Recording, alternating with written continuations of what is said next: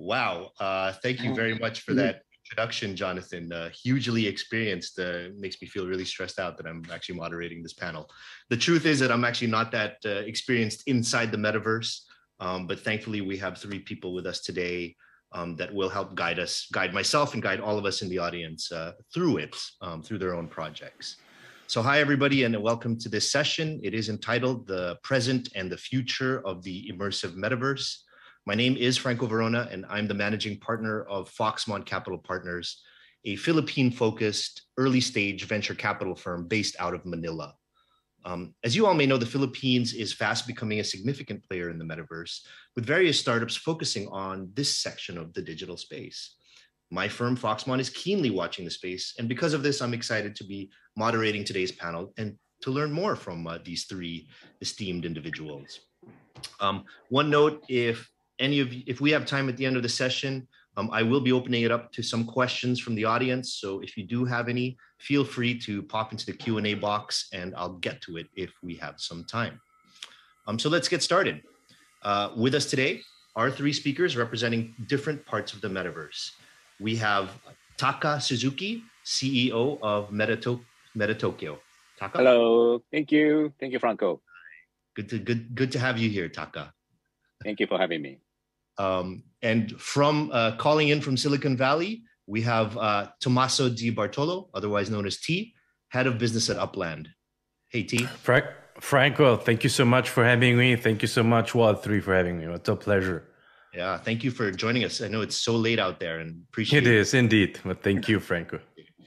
And finally, we have Rit Bincharit, evangelist at Guildfi. Hey, Rit. Hey, thanks for having me today. Both like Wall3 and you and Franco. Yeah, glad to be here. Thank you. Sorry, Rit, where are you actually calling from?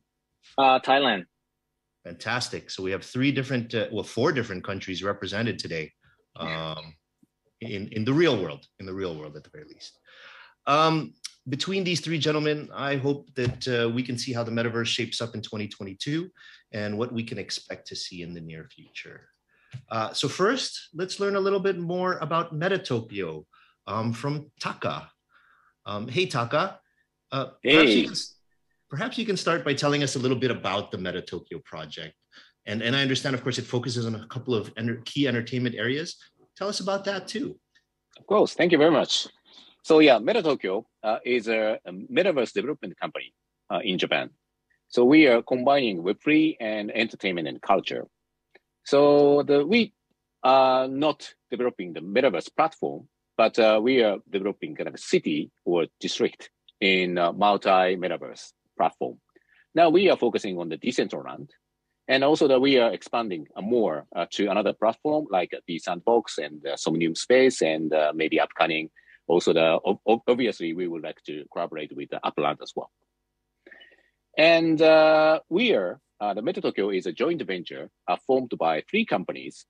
One is an artist management company in Japan who are representing with the artist called Carrie Pampamu. She is well-known in globally female singer and collaborated with Steve Aoki a few years ago. And then now she will be performing at the Coachella in the coming weeks. And also we are really well connected, the company, to the Japanese artists and the music and the brands and the fashion. So now we would like to bring all together into the metaverse and also the Web3 and also really kind of a creator economy and in the global space. Right. And Taka, maybe you can walk us through that. I mean, what is the user experience then going to into the Metatokyo and into the metaverse? Yeah. And what do they actually see with your entertainers that you're collaborating with? Yeah. So we own some real estate in Decentraland right now. And the background is actually kind of our pop-up museum in the Decentraland. And we just launched the pop-up museum feature on the kind of collaboration with the fashion model in Japan and represent and also the share the Japanese fashion culture to the global through the metaverse. And also that we also we are planning some kind of a musical experience, and also and the kind of possibilities are unlimited. So we would like to bring any Japanese culture and entertainment to this metaverse with huge experiences. Fantastic. Taka, how about actually planning Meta Tokyo out? I mean, of course, there's usually, and of course, please enlighten me because I still don't have my head around it, but how do you plan out, a city like Meta Tokyo, and, the individual experiences that one can access within the city? Great, thank you. So yeah, Meta Tokyo will maybe more kind of buy the lands and the real estates. And so we would like to kind of make some kind of solid the commercial area or any kind of a shopping center or something like that. But so the experience would be kind of a really different. And this is really metaverse. And also, of course, everyone all around the globe will be able to access 24 hours and all around with year. So I think that would be the really kind of a huge opportunity for especially kind of a Japanese player and to the present kind of a more kind of product history and the background and the storytelling and also the showcase, the kind of some entertainment. So I think that the endless our kind of a plan and the idea is now kind of flowing, and we would like to bring it as a real. Right. Now, I understand, like, deep diving into a specific project that you actually have participated in. I understand that there was a Metaverse Fashion Week in Decentraland. And tell us a little bit about that Metaverse Fashion Week and what you did with Meta Tokyo. Great. And what the feedback was. Yeah, thank you. So Metaverse Fashion Week was held in Decentraland and last few weeks. And also there was kind of 4 days showcases of the fashion brands like Dolce & Gabbana and Etro, Paco de Rabanne, and also the Tommy Hilfiger. So many kind of different players like us, or the players like the producing and the kind of the protocols who will be combining them to real fashion and the virtual fashion, something like that. And also there are kind of a big the runway, the catwalk in the metaverse, and the brand like Dolce & Gabbana, Etro held a really unreal fashion catwalk and the collection appearance in there. So that was epic experience for the fashion lovers around the world. So Meta Tokyo was a part of the offshore programs from, I think, the only one from Japan. Okay. And also we launched the pop-up museum to showcase this fashion NFT photography, and also the making the wearables, avatar fashion, and to give some more kind of a taste and experience to the Decentraland users. And feedback was enormous. So the Metaverse Fashion Week was really kind of a global phenomenon, and also we was able to reach out so kind of a really global consumers and also the medias. So we had the really kind of media interview from all around the world, and that was really incredible. And also I really also believe and really understand the possibilities of the metaverse. Fantastic. Okay. Taka, maybe you can share with us a little bit about the interest level of the metaverse in Japan specifically. I mean, how is the Japanese audience and market taking to the metaverse? Yeah, great. Yeah, I think actually, there are kind of some metaverse platform, like maybe we call the virtual social media platform, around 2017 or 2018. That was Web 2, and in the recent kind of COVID period, it has been really significant to like a big company like telco, or the big company like real estate companies collaborate with them to the making the digital twin of the kind of a station or the area into the metaverse. And now that we are the Japanese player seeing the really bigger opportunity combining the Web3 and the metaverse.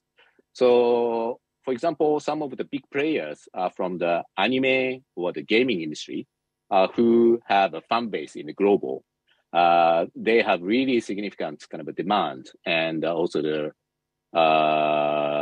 this demand on the Web3 metaverse. I understand. Fantastic, fantastic. And Taka, what can we expect from Meta Tokyo specifically this year in 2022? I mean, what sort of things are you rolling out? How will you work with Upland is another question, perhaps. Great. And then what you're planning. Yeah, thank you. So yeah, actually, we did kind of a great collaboration with the generative art NFT and fashion photography and also the digital fashion. So yeah, definitely, so we would like to move forward to the music and anime stuff. So we are planning to do something with the kind of a Japanese potential partners. So hopefully, and also looking forward to make it happen. And obviously, so the Upland would be the one really big, my kind of a favorite collaborator. And also the reason, so the Upland was really great project. So we would like to do something together. Fantastic. Thank you, Taka. And perhaps we'll circle back later on with some questions. But in the meantime, what we'll do is we'll move over to Tommaso. I think that's a good transition, of course, because Tommaso in this case does represent Upland. So hey, Tommaso. Hey, Franco. Tell us again a little bit about Upland itself and really the intent of this specific metaverse. Well, first of all, Taka, congratulations on your endeavor, right? I mean, metaverse is something that we all are inventing together, right? And we are defining how the human being is going to live, going to shop, going to reinvent the identity of themselves, right? Upland was born as with a very simple objective in mind, is to rebuild the world.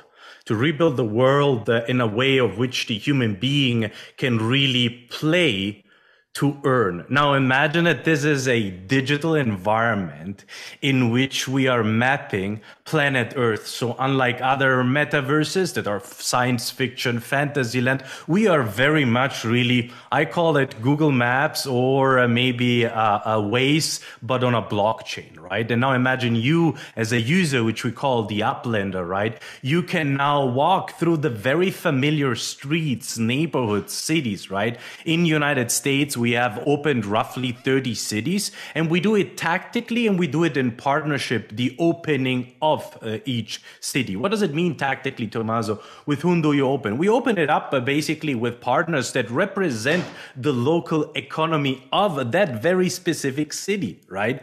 And so what we are creating is an immersive experience throughout these mirrored planet Earth, in which you can, on one hand, as an Uplander, play. We have gamifications in there, earn, where you can yourself co-create with brands the digital assets, the famous NFTs, right?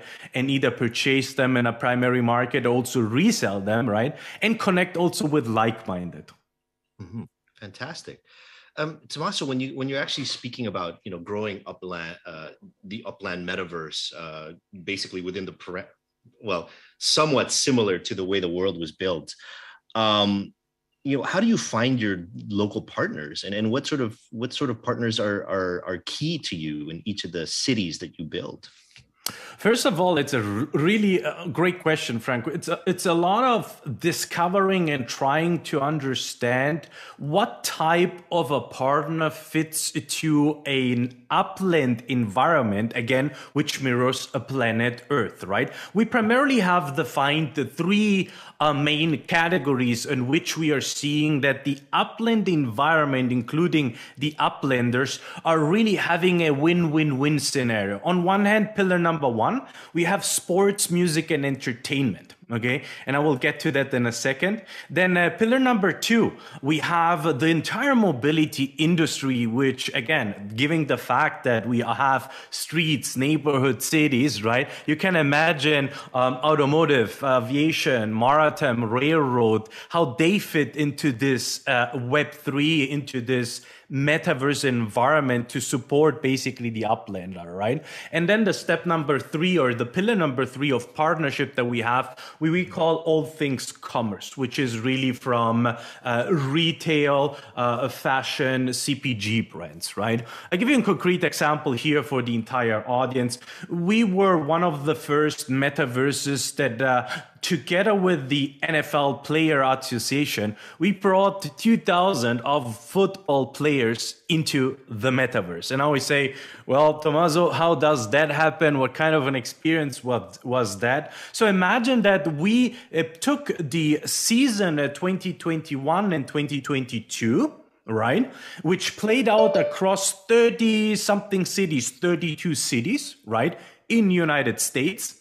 So, and then we started opening together with their matches, right, one stadium at a time at each city. So again, all together here, imagine you basically say, Tommaso, what's happening on the 23rd of September, 2021? Well, we all meet in Chicago. Well, why meet in Chicago in the metaverse? Because in Chicago, in the metaverse, what you're going to be able to do is to participate in gamified activities such as, buy common merchandise digitally, right? But we basically engage the community and the football fans in a way that they were in the real world watching the game. And then in parallel, they were waiting basically and participating in leaderboards, participating in special drops, right? One of the cool things, Franco, Taka here and Rit, that happened, and obviously the Wild3 audience, right, is when you participate in this gamification, we connected the actual game performance of the players with the non-fungible token. So now you no longer are buying basically kind of just a 3D model of a non-fungible token such as a jersey, but the non-fungible token has a second layer of information, which is the result of the actual game performance. And this was highly accepted, Franco. I see. And I guess that sort of, it makes sense in my head now why entertainment and sports would be a good start to the metaverse, because it really is a draw for people to arrive in specific geographic areas for specific events and get a lot of people participating all at the same time. Is that kind of the idea? Well, fandom is changing, Franco, right? So the behavior of me being a fan of a sports, going to traditional stadiums, right, is shifting into we would like to have more engagement. We would like to have more skin in the game, right? And the metaverse and Upland's metaverse is the perfect platform for a fan to have literally ownership in the brand, Franco. So you no longer are just sitting in front of a TV and being entertained, right? But you participate now in this co-creation of this activity in the metaverse, and you partially own basically the part of the brand, part of the team, right? And the beauty of that is in Upland, what you could do is you can collect those digital items, the famous and non-fungible tokens, and then imagine you, Taka, Franco, Rit, and here the Wild3 audience, you can open up shops within the metaverse yourself. No, all of a sudden you become an entrepreneur of the metaverse that represents items that you are passionate, that you collect, that you can basically make a cut on. Right. Super interesting. And how many cities have you actually, I'm not sure what the term is, minted or set up within Upland? So in United States, we have something over 30 cities. We are rolling out as we speak 6 new cities, right? So when we speak of city opening is think of, again, the most tangible way without sharing some screens here is think of Google Maps, right? Or Waze. Where you zoom in and now you start seeing the actual building right? And this we call parceling. And then you can, as an end user and an uplender, right, you can buy if you are fast and quick, because we sell out within 48 hours. 99% of all entire cities are sold out. And the reason why, Franco, and maybe for those who are new in this topic of metaverse, attention a second. This is where I want to take it into something more academical. The new territory, the new location that you are going to purchase in the metaverse is what in Web 2 was the URL. In URL was www.something.com. And in the metaverse, it's all about what location are you purchasing, right? Because in the Web 2, what you were able of doing, if you have an offering or an information, is to have a two-dimensional presentation of what you have to offer. Mm-hmm. In Web 3, it's an immersive presentation, so you need a location. So if you are in business, or also somebody who is thinking about joining a metaverse, right, it's all about what location do you have, because that's the starting point. Right. Now, how do you actually create differences between each city? I mean, obviously, each city will then start having its own character within Upland.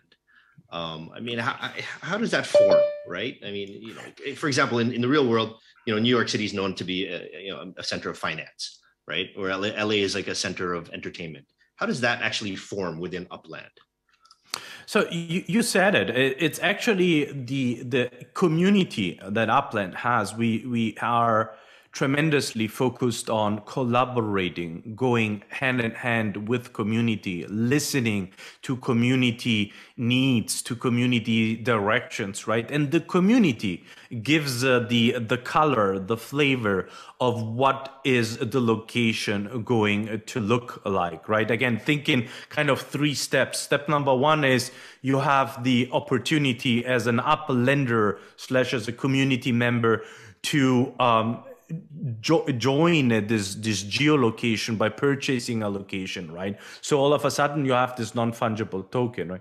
As a second step, you can contribute in scavenger hunts, in tours across the cities, right? In events that we have almost on each corner. And these are either branded events, meaning with partners together. I give you one example with the NFL Player Association, but also another one that is very, very tangible is last October, we did a partnership with Spirit Halloween, which in the United States is one of the largest, if not the largest retailer in spirit costumes. Now, what we did is we decorated, the neighborhoods digitally, and all the decoration assets individualized the non-fungible tokens, and these were the buildings, what you had in front of your property, and it was collaborative, it was valuable, right? And it was a next way of really going hand in hand with a brand, because it's not advertisement no longer, but it's co-creation, right, of experiences. Super interesting.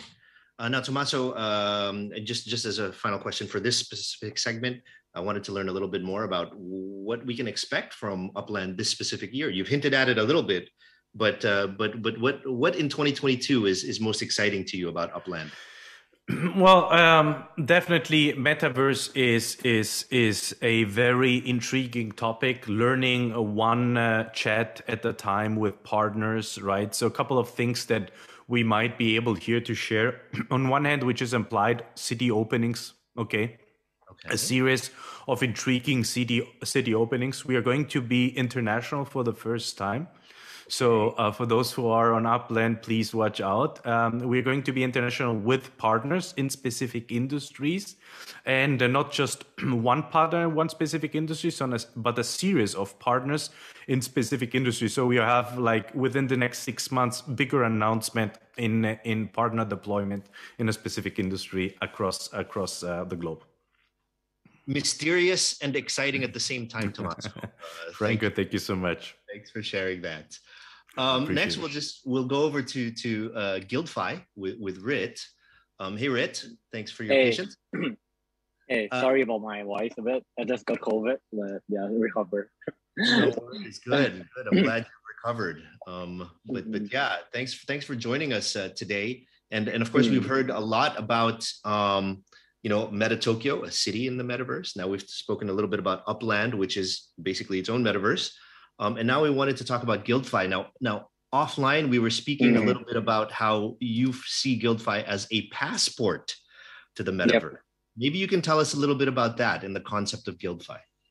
Well, I would say like when Guildfy was started, the name was a guild, right? So we try to bridge people from like Web 2 to Web 3 and like from pay to play until like play and earn. So right now we are like focusing on games, but at the same time with all those people that play games, right? When you play games, you waste your time. Like most of the Web 2 games, you just like spend money on it, waste your time on it. But for us, right, we think that that's something that you actually work for, right? So the passport is just like something that you travel, you put it on your passport. Someone even have a map in their home to like put the pin where they went and all those kind of things, right? So we try to collect like all their achievements in one place, just like a passport. So that's what we aim to do, and we have been building. I see. So there is a future where one can visit Meta Tokyo and various locations within Upland and basically use this passport that has accumulated all this different experience. Is that what you're saying? Yep. I think in the future, right, with like all the metaverse, everyone's building metaverse. Like there's like Sand, there's Decentraland, there's Nifty Island, there's like tons of them, right? But you might need some like common data to like go to everywhere. So I think with the passport that collects like all your data, you might go there in your like, you might stay in, let's say Brazil, but you still have your like data in Thailand, or you still have your data in Japan, right? So I mean, it's the same thing. Not like the current metaverse where when you move to another platform, everything is gone. You're building from like day zero. That's like stopping people from like exploring new things in different platforms. I understand. So the intent really is to be across all different platforms. Yep. So you basically maintain your identity within the metaverse. Okay, that's super interesting. Now, I understand actually that Guildfy actually recently secured an investment from Binance Smart Chain. So that's some super cool news, and congratulations on that. Thank you. What do you guys expect to do with the recent raise? I mean, what's your intended use of the funds, and how are you going to grow out Guildfy? Well, right now we have been like putting funds into like different places, but mostly are within the gaming space and like blockchain layer 1 or anything that has to do with metaverse, like builders. Something like Upland, also like one of like our type of like portfolios. So, and of course like Meta Tokyo, like building the metaverse, building like I mean there's a lot of metaverse that's undeveloped, right? So let's say in real life it's like back maybe 50 years, all those desert lands, and like there's no one there. It's just everyone buying lands, and like, so I think in the future, in the very near future, there's gonna be like a lot of needed for those like builders, for architects in the metaverse. And I'm sure like there's gonna be a lot more like jobs to like work for in the metaverse, maybe even like agricultures or doctors or anything. But right now what I see is like the architectures and the builder, just like what Meta Tokyo is building. Right. And Rit, how does that work practically, right? So as you said, there's so many different architects, so many different builders, so many different metaverses at this point. And Guildfy intends to be the passport to, I suppose, the entire thing. I mean, where do you start, and how do you build that out? I mean, is that literally looking for every single architect out there, and trying to work with them? Well, we probably starting from like our close partners. I mean, it's a big thing, right? I mean, from what we are saying right now is like, I mean, it's bigger than the world, right? The metaverse is like, there's unlimited, basically. So I think with the passport, I think we'll start with the games that we partner with, the game we invest with, the projects that work closely with us, and then we'll expand from there. I mean, it's just like all those like Facebook, Google, that they start from like being very small, right? And slowly from friends, from families, they expand to like friends network, and then it grows like until today. So I think that's the direction we're going. Gotcha. And Rit, how many users or players do you have on Guildfy at the moment? Right now we have like 250,000 users on our platform, on our like guildfy.com. Yeah, and I think the daily active one is like 40,000 daily active users. It depends on the, let's say, the activities and everything as well, but most on average is around like 40,000. Fantastic. And how many games are you working with already?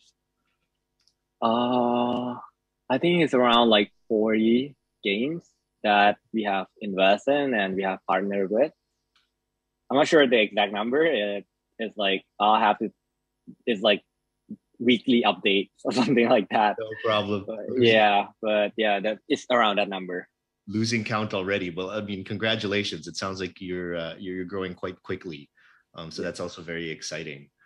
Rit, thank you very much for sharing that with us. And of course, it's so interesting to be in this panel where we have somebody that's building a city, somebody that's building a metaverse, and now somebody that's actually building a passport to go within all of that. And I think it's so interesting to learn about that. We have a few minutes left, and there's one really good question actually from the audience that I wanted to ask. And I'll throw it out to the three of you, and we'll leave it to you as to who wants to take it.